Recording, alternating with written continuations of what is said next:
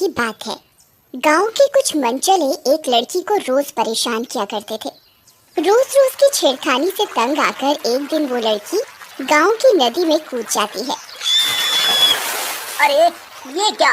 ये लड़की तो अपनी जान देना चाहती है, मुझे इसे बचाना होगा। फिर हीरा भी उसके पीछे पीछे नदी में कूद जाता है और किसी तरह उस लड़की की जान बचा लेता है। ये सब घटना वहाँ पेड़ पर रह रही चुड़ैल देखती है।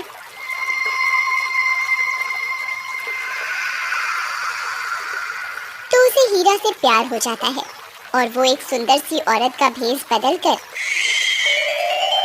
हीरा से शादी करके उसके साथ उसके घर में रहने लगती है। फिर कुछ समय बीतने के बाद उनके घर एक प्यारी सी बच्ची का जन्म होता है। हीरा बच्ची को गोद में लेकर बहुत खुश होता है, लेकिन रेशमा मन ही मन डर रही होती है। अरे रेशमा, क्या हुआ? देखो ना, भगवान ने हमें कितनी सुंदर बिटिया दी है। रेशमा मन ही मन सोचती है, मैंने तो खुद पर काबू पा लिया है, लेकिन मेरी बेटी अभी छोटी है। कहीं गांव वालों को पता चल गया कि ये चुड़ैल है तो वो इसे जिंदा नहीं छोड़ेंगे। फिर कुछ ही दिनों में रेशमा की बेटी दूसरे बच्चों के मुकाबले बहुत तेजी से बड़ी हो रही थी। एक दिन वो गांव के बच्चों के साथ खेल रही होती है। अरे सुमन, देख तो सही, ये रेशमा की बेटी कितनी जल्दी बड़ी हो गई है। इसकी उम्र के बाकी बच्चे तो इसके आगे बौने लग रहे हैं। तभी खेलते खेलते जैस्मिन को गुस्सा आ जाता है और वो एक बच्चे की गर्दन पकड़कर उसे हवा में उठा देती है। आई मम्मी, बचाओ बचाओ, मर गया रे। अरे अरे जैस्मिन, मुझे माफ कर दो, मैं आगे से चीटिंग नहीं करूँगा। तुम फिर से अपनी बारी ले लो। मम्मी मम्मी मम्मी मम्मी बचाओ। फिर उस बच्चे की आवाज सुनकर रेशमा भागती हुई जाती है और जैस्मिन से उस बच्चे को छुड़वाती है। अरे भागो रे! हाय रे! आई मम्मी मम्मी, हाय जान बचा। आई जैस्मिन, ये तुम क्या कर रही थी? मैंने तुम्हें मना किया था ना कभी किसी भी बच्चे को हाथ मत लगाना। लेकिन माँ, उसने मेरे साथ चीटिंग की। मैंने तो सिर्फ उसे हल्का सा हाथ ही लगाया था और वो मम्मी मम्मी करके रोने लगा। बेटा, तुम आम बच्चों की तरह नहीं हो, तुम इन सबसे अलग हो। मैं इनसे अलग कैसे हूँ माँ? जैस्मिन के सवालों का जवाब रेशमा नहीं दे पाती और उसे घर के अंदर ले जाती है। फिर एक दिन रेशमा जैस्मिन के बाल बना रही होती है। माँ, आज मेरी 2 चोटी करो ना। नहीं बेटा, अभी तुम्हारे बाल इतने लंबे नहीं है कि 2 चोटी हो सके। फिर रात होने पर सब सो रहे होते हैं। तभी पड़ोस के घर में से किसी औरत के चीखने की आवाज आती है। अरे मर गई रे, हाय रे, कोई मेरे बालों पर उस तरह फेर कर मुझे गंजा कर गया रे। हाय रे, मैं तो गंजी हो गई। मोया कोई अंधेरे का फायदा उठाकर मेरे बाल ही ले गया। अरे रेशमा, ये कैसा शोर है भला? ये औरत इतना रो क्यों रही है? अजी आप सो जाइए, मैं देखती हूँ। फिर रेशमा उस औरत के पास जाती है। उस औरत को गंजा देखकर वो हैरान रह जाती है। अरे बहन, ये क्या हुआ? तुम्हारे बाल कहाँ गए? तुम्हारी ऐसी हालत कैसे हो गई? अरे क्या बताऊं बहन, कोई कमबख्त अंधेरे का फायदा उठाकर मेरे बाल ही काट कर ले गया। फिर रेशमा हैरान परेशान होकर वापस अपने घर आ जाती है और जैस्मिन के कमरे में झांक कर देखती है तो जैस्मिन सो रही होती है। फिर सुबह होने पर जैस्मिन फिर से अपनी माँ के पास बाल बनवाने आती है। माँ, आज तो मैं आपसे 2 चोटी करवा कर ही रहूंगी। अरे बाबा, कल ही तो बताया था कि तुम्हारे बाल अभी इतने बड़े नहीं हुए कि 2 चोटी हो सके। फिर रेशमा जैस्मिन के बाल बनाने लगती है, लेकिन ये क्या, 1 चोटी बनाने के बाद भी जैस्मिन के बाल खुले रह जाते हैं। देखो माँ, इन बालों की एक और चोटी बना दो। ये कैसे हो सकता है? कल तो 1 ही चोटी बनी थी, ये रात रात में बाल बढ़ कैसे गए? फिर जैस्मिन 2 चोटी बनवाकर बाहर खेलने चली जाती है। रात होने पर गांव में अचानक से चीख पुकार मच जाती है। अरे मर गई रे, मेरे बाल कौन काट कर ले गया? अरे गांव वाले जल्दी आओ, देखो कोई नास बेटा मेरे बालों को काट कर ले गया। अजी जल्दी उठिए, ये देखिए कोई आपकी पत्नी को अंधेरे में गंजा करके चला गया और आप घोड़े बेचकर सोते रह गए। अरे मैं तो लुट गई, बर्बाद हो गई। अब मैं किसी को अपना मुंह कैसे दिखाऊंगी? फिर ये सब चीख पुकार सुनकर रेशमा और हीरा भी वहाँ पहुँच जाते हैं। अरे जग्गू भाई, ये तुम्हारी पत्नी के साथ क्या हुआ? इनके बाल कहाँ गए? पता नहीं भाई, मैं तो सो रहा था।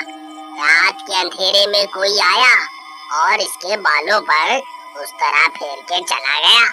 रेशमा भी सोच में पड़ जाती है कि आखिर कौन है जो गांव की औरतों को गंजा कर रहा है। फिर अगले दिन जब जैस्मिन अपने बाल बनवाने माँ के पास आती है तो उसकी आंखें फटी की फटी रह जाती हैं। जैस्मिन के बाल कई फीट बढ़ चुके होते हैं। अरे जैस्मिन, ये क्या, तुम्हारे बाल रातों रात इतने कैसे बढ़ गए? माँ, आप तो जानती हैं मुझे बड़े बालों का कितना शौक है। अब मैं बालों को खुला ही रखूंगी।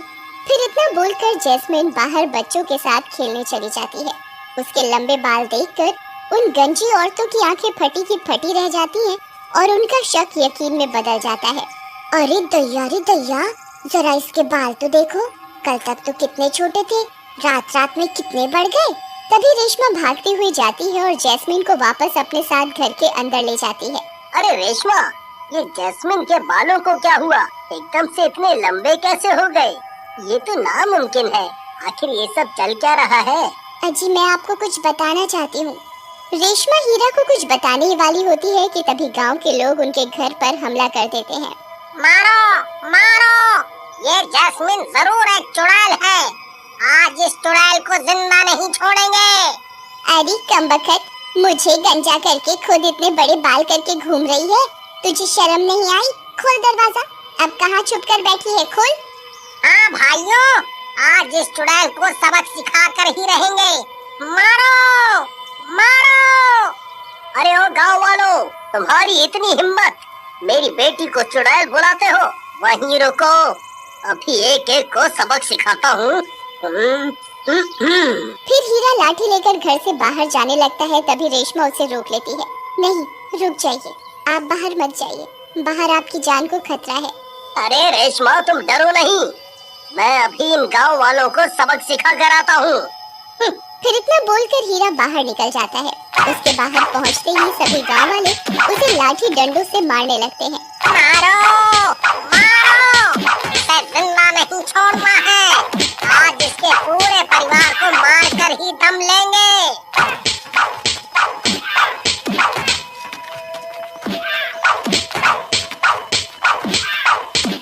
फिर रेशमा हीरा को बचाने के लिए घर से बाहर दौड़ पड़ती है। लगता है अब मुझे असली रूप में आना ही होगा, नहीं तो ये लोग इन्हें जिंदा नहीं छोड़ेंगे। फिर रेशमा अपने असली चुड़ैल के रूप में आने की कोशिश करती है, लेकिन वो रूप नहीं बदल पाती। अरे ये क्या, मैं चुड़ैल क्यों नहीं बन पा रही? नहीं, ऐसा नहीं हो सकता। अगर मैं चुड़ैल नहीं बनी तो इनकी जान नहीं बचा पाऊंगी। फिर बहुत कोशिश करने के बाद भी रेशमा चुड़ैल का रूप नहीं ले पाती। फिर उसे ध्यान आता है शायद जैस्मिन के जन्म लेते ही उसकी सारी शक्तियाँ जैस्मिन में चली गई हैं। फिर वो भागते हुए घर के अंदर जैस्मिन के पास जाती है। जैस्मिन, चलो, तुम्हारे बाबा को तुम्हारी जरूरत है, जल्दी चलो, नहीं तो गांव वाले उन्हें मार डालेंगे। फिर वो दोनों भागते हुए बाहर जाती हैं। गांव वाले अभी भी हीरा पर डंडों की बरसात कर रहे होते हैं। जैस्मिन, तुम्हें अपने असली रूप में आना होगा, अपनी शक्तियों को पहचानो। तुम्हारे बाबा को आज तुम्हारी जरूरत है, अपनी शक्तियों को पहचानो बेटा। तभी अपने बाबा की हालत देखकर जैस्मिन को गुस्सा आ जाता है और वो अपनी शक्तियों को पहचान जाती है और उसका आकार बढ़ने लगता है। ये सब देखकर गांव वालों की हालत खराब हो जाती है। अरे मार गए रे, ये जैस्मिन तो सच में चुड़ैल निकली। अरे अरे, अब क्या होगा? ए, छोड़ मेरे बाबा को। अगर किसी ने उन्हें हाथ लगाने की कोशिश भी की तो उसका सर उसके धड़ से अलग कर दूंगी। फिर जैस्मिन का गुस्सा देखकर सब गांव वाले उसके आगे हाथ जोड़कर खड़े हो जाते हैं। जैस्मिन बेटा, शांत हो जाओ, अब मैं ठीक हूँ। फिर अपने बाबा को सही सलामत देखकर जैस्मिन का गुस्सा शांत हो जाता है और वो अपना आकार छोटा कर लेती है। फिर रेशमा सभी गांव वालों को यकीन दिलवाती है कि जैस्मिन से किसी को कोई खतरा नहीं होगा। वो अपनी शक्तियों का इस्तेमाल सिर्फ गांव की भलाई के लिए ही करेगी। फिर जैस्मिन अपनी शक्तियों से सब औरतों के बाल उन्हें वापस लौटा देती है और उस दिन के बाद जैस्मिन गांव के सभी बच्चों के साथ हंसी खुशी रहने लगती है।